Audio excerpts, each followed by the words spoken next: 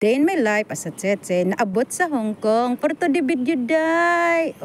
Gusto nyo rin bang pumunta rito sa Yunlong Park mga katsetse? Tara at sundan nyo ang video ito at ituturo ko sa inyo. Mag-umpisa tayo dito sa Yunlong Station mga katsetse at pagdating nyo rito ay hanapin nyo lang ang exit E. Pagkatapos ay sundan nyo ang video ito dahil syempre gusto ko na comfortable kayo. Sasakay tayo ng elevator. Ang pagpunta nyo dito sa Yunlong Park mga katsetse ay hindi nyo pagsisisihan, lalong-lalo na kung nature's lover ka. Ayan, pagbaba natin ng elevator ay sundan nyo lang ito. Andito na kayo sa LRT station. Sasakay kayo ng maliit na train.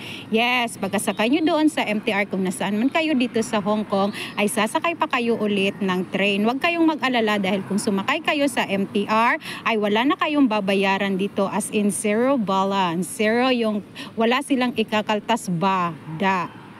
So ayan ang mga katsetse, no? Kahit anong train dito sa baba ay pwede nyong sakyan dahil ang baba nyo lang naman ay Shui Pin Y. Ayan, ipapakita ko sa taas sa Shui Pin Y. Kung wala kayong octopus ay pwede kayong bumili ng ticket at hanapin nyo lang yung Zone 5. Habang nasa loob kayo ng train mga katsetse, mag-enjoy muna kayo sa labas kaya may makikita man kayo ng magandang view ba. Kung hindi kayo dito taga Yunlong, no, ay marami kayong makikitang maganda ba. Ngayon na nandito tayo sa Shui Pin Y Station. Ayan, sundan nyo lang ito mga katsetse. Ayun, tuloy-tuloy tayo na aakyat dyan. Kung may mga octopus kayo, mag-exit kayo dyan sa green.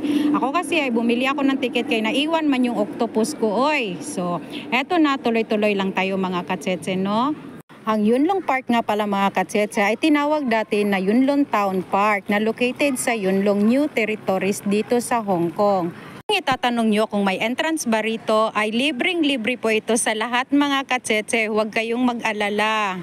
Kahit magdala kayo ng mga sapin dahil pwede kayong humiga, magtambay, magpicnic, basta pwede naman yung tent pero sa mga place na pwedeng lagyan. Pero sa pagkakaalam ko parang ipinagbabawal pa yata yung tent ngayon dahil ang ganda-ganda ngayon ng mga Bermuda doon. At yung torii na makikita nyo sa gitna mga katsetse ay tinawag yun na Abiary Pagoda. May mga makikita kayong ilan na ibon doon na pwede kayong makipag-selfie. Bukas yun araw-araw pero nagsasara sila ng 12 hanggang 3 dahil nililinisan nila ang loob.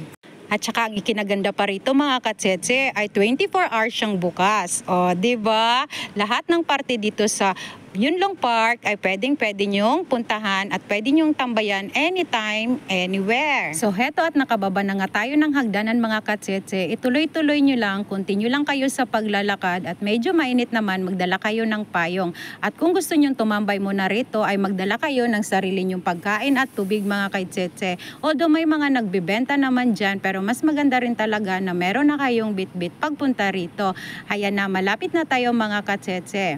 So hayan, pag akyat natin dyan ay hayan na makikita nyo na ang Yunlong Park. So ganyan kalawak ang Yunlong Park mga katsetse at kung gusto nyong pumunta doon sa Torre, ayan at sundan nyo lang itong pathway na ito hanggang doon sa dulo ng hagdanan at makikita nyo na doon ang Torre. Huwag nyong palalampasin mga katsetse na akyatin ang Torre na yon dahil makikita nyo ang buong Yunlong. So hayun lang, see you on my next video. Sa full ng video na to na ipapakita ko ang Yunlong Park. Kung umabot ka dito sa dulo, please press the follow button at kita-kits tayo sa susunod kong video mga katsetse. Enjoy!